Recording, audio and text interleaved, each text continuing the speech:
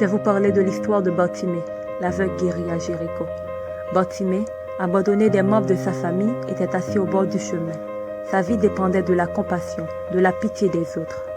Assis là seul dans le noir total, il n'avait aucun ami. Pour lui, tout semblait impossible. Les gens qui le regardaient de haut, il ne pouvait manger à sa faim, rien faire de lui-même, car en plus d'être mendiant, il était aveugle.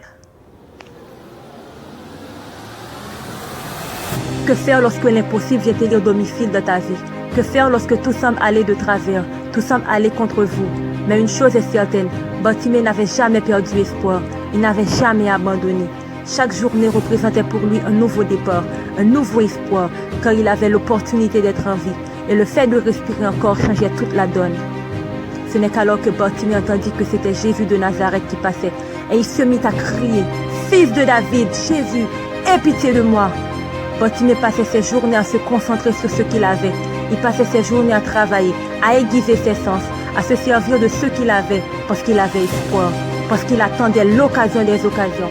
Il ne pouvait peut-être pas voir, mais il pouvait entendre et parler. Plusieurs le reprenaient pour le faire taire, mais il criait beaucoup plus fort, « Jésus, fils de David, aie pitié de moi !» Bartimée était un ruineur. Il avait un objectif. Il avait un but bien déterminé. Bartimée a passé sa vie à travailler sur son mental pour en faire un mental de gagnant. Alors qu'il était si près du but, allait-il écouter l'opinion et les critiques des gens? Allait-il se taire, continuer à vivre de sa mendicité et sa misère? Allait-il écouter les réprimandes alors qu'il s'était préparé toute sa vie pour ce moment? Il se mit à hurler de plus en plus fort.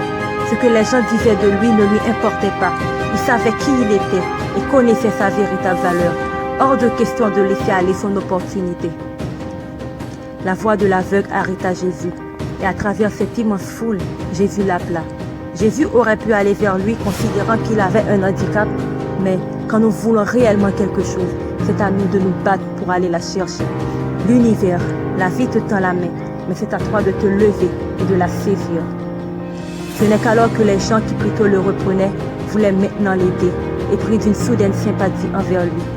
Lui disant, courage, lève-toi, il t'appelle. Sache que dans ta vie, il y aura des gens pour te décourager lorsque tu voudras entreprendre quelque chose, qui te rappelleront qui tu es et d'où tu viens, qui te diront que cela est impossible, d'arrêter de rêver. Ils voudront te montrer quelle est ta place, à savoir dans la pauvreté, au bas de l'échelle, et que tu n'es personne. Mais toi, sois Bartimée dans la foule, sois celui qui continue à croire et à travailler chaque jour pour l'accomplissement de son rêve. Tu dois te préparer tous les jours quand tu ne sais pas quand sera ton tour. Alors ceux qui te minimisaient vont vouloir te copier, imiter ta motivation et s'inspireront de ton combat. L'histoire nous dit par la suite que Bartimée jeta son manteau et se leva d'un bond et vint vers Jésus. Il n'avait plus besoin de ce manteau qui allait lui rappeler son passé misérable et son handicap. Il avait une foi immense en celui qui l'appelait et d'un pas assuré, sans l'aide de personne, avança vers Jésus. Et le Christ lui demanda, « Que veux-tu » Sans hésiter, il déclara, « Rabouni, que je recouvre la vie. » À l'instant même, il recouvra la vie. Tout était clair dans l'esprit de Bartimée. Il savait ce qu'il voulait. Il avait un désir ardent. Il désirait voir les merveilles de la nature et les couleurs de la vie.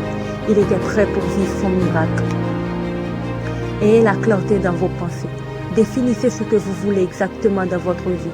Lorsque l'occasion des occasions se présentera, vous puissiez la saisir pleinement.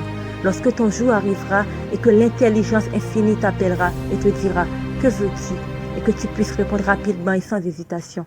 Car pendant que tu tardes, il y a dans la foule la femme atteinte de la perte de sang. Sois clair et précis dans tes pensées et définis un plan stratégique. Aujourd'hui, la détermination de Bartimée sert de témoignage à travers les âges. Cet homme aveugle a su changer le cours des mauvaises et pessimistes prédictions à son égard parce qu'il savait au fond de lui-même qui il était réellement. Il n'était pas ce que les gens disaient de lui, ni les déclarations faites sur sa vie. Il avait un désir ardent.